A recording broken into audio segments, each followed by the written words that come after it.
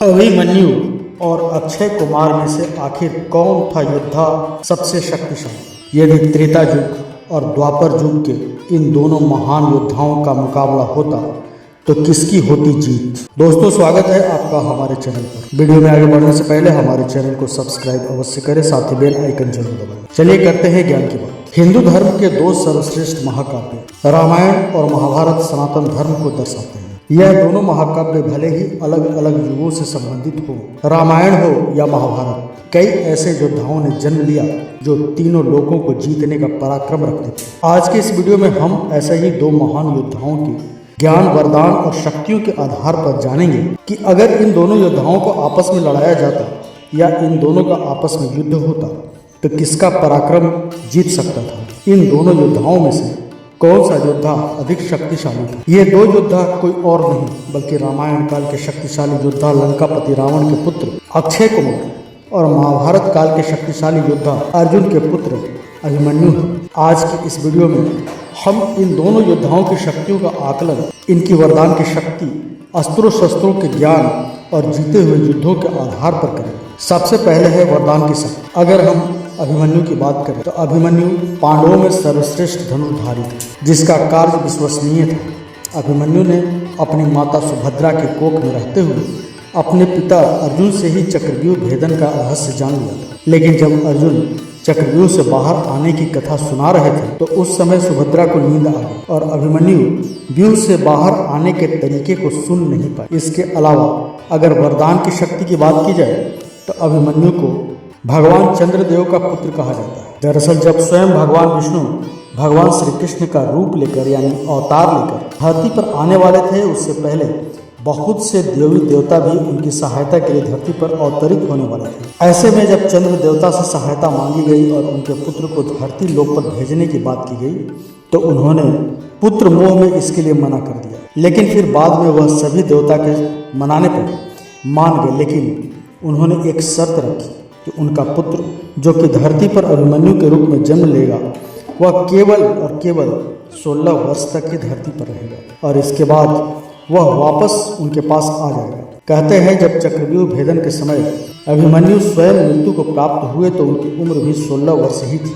वहीं अगर अक्षय कुमार की बात की जाए तो अक्षय कुमार रावण का सबसे छोटा और वीर पुत्र था। अक्षय कुमार के पास 8 घोड़ों वाला एक कनकीय रथ मौजूद था जो वह हवा में उड़ते हुए युद्ध कर सकता था। उसके अलावा अक्षय कुमार को असुरों के गुरु शुक्राचार्य से शिक्षा मिली थी। रामायण में जब हनुमान जी को माता सीता का पता लगाने के लिए लंका भेजा गया और अशोक वाटिका को वह तहस नहस करने लगे, उस समय अक्षय कुमार ने वीरता के साथ हनुमान जी का सामना किया था और उसी समय वह मृत्यु को प्राप्त हुए। वहीं अगर वरदान की शक्ति का आकलन किया जाए तो ऐसे में अभिमन्यु के समानतः जीत होती है क्योंकि वो स्वयं चंद्रदेव के पुत्र थे। दूसरा है अस्त्रों शस्त्रों का ज्ञान। अर्जुन ने अपने बेटे अभिमन्यु को दिव्य और मानव दोनों प्रकार के अस्त्र शस्त्र की शिक्षा दी थी और अपने वनवास से पहले अर्जुन ने गुरु द्रोणाचार्य के जिस अस्त्र शस्त्र का ज्ञान सीखा था उसने अभिमन्यु को वही सब अस्त्र शस्त्रों का ज्ञान दिया था। अभिमन्यु ने अर्जुन के अलावा प्रद्युम्न, श्री कृष्ण और बलराम जी से भी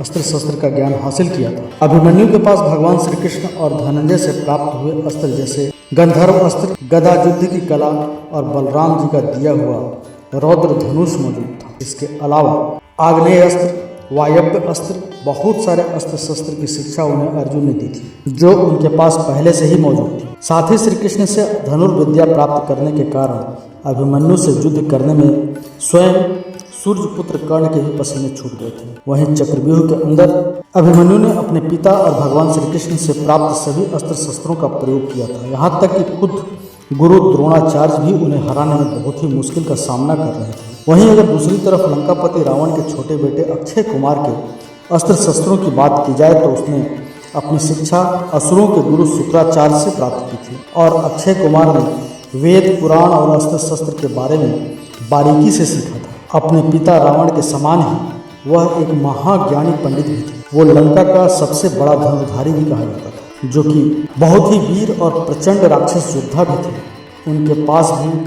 अनेकानेक दिव्य अस्त्र मौजूद थे, लेकिन जब उनका मुकाबला स्वयं हनुमान जी से हुआ तब उनके सभी अस्त्र शस्त्र फीके पड़ गए, क्योंकि सामने खड़े थे स्वयं भगवान शिव का अवतार यानी कि श्री राम के प्रिय भक्त हनुमान जी। तो अगर इस आकलन को देखा जाए तो ऐसे में दिव्य अस्त्र शस्त्रों के ज्ञान के मामले में स्वयं अभिमन्यु की ही जीत होती है। अब बात करते हैं तीसरे आकलन की, जो कि है जीते हुए युद्ध। अभिमन्यु को एक दिन का योद्धा भी कहा जाता है। अभिमन्यु ने ही युद्ध के 8वें और 12वें दिन अपने समूह के साथ मिलकर भागदत्त सहित दुर्योधन के पुत्र लक्ष्मण जैसे कई लोगों को कई बार आक्रमण कर मार डाला। महाभारत युद्ध के 13वें दिन चक्रव्यूह के बाहर अभिमन्यु का मुकाबला द्रोणाचार्य और 21 महारथियों के समूह के साथ हुआ। वहीं अभिमन्यु ने कौरव सेना में भारी तबाही मचाई थी। उसने द्रोणाचार्य, कृपाचार्य, द्रोण के पुत्र अश्वत्थामा, कौरवों में सबसे बड़े दुर्योधन, राजा शल्य, दुर्योधन के भाई दुशासन, भूमिश्रवा, इन सभी को हरा और दुर्योधन के बेटे लक्ष्मण और शल्य के बेटे रुक्मा और साथ ही कृतवर्मा के बेटे मार्तकावत और कई योद्धाओं को अकेले एक योद्धा ने मार डाला।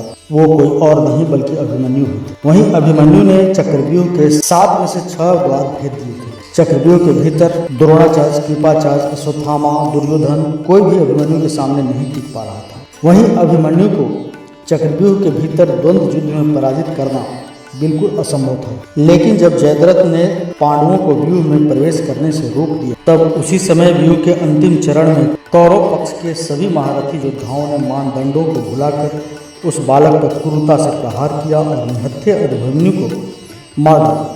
अब बात अगर अक्षय कुमार की जाए तो उनका मुकाबला एक बार ही हनुमान जी से हुआ था। 8 घोड़ों का वो रथ जिस पर वह सवार थे, उन्होंने स्वयं उसे अपने तप और बल से प्राप्त किया था। वह रथ सोने का बना हुआ था। अक्षय कुमार ने हनुमान जी पर कई बाण छोड़े।